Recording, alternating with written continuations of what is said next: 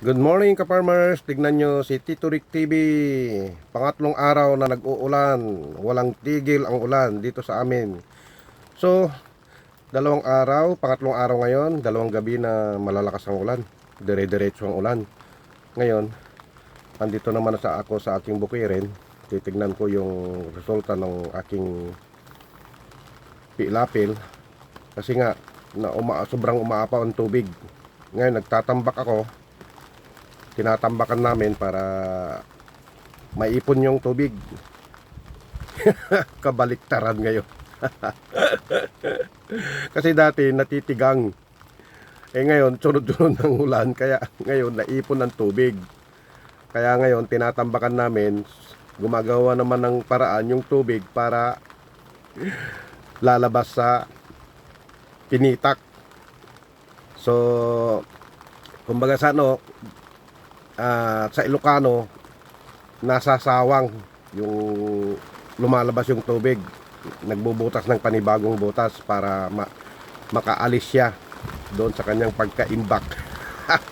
Kabaliktaran na naman ngayon mga ka-farmers.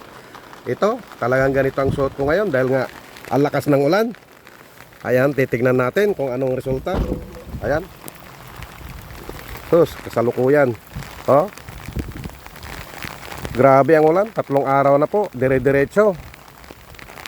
Kaya biglang gaya nito, dati ano na ito, yung namumuti na ang daming nakikita mong namumuti na, yung maraming tama na ng langaw eh.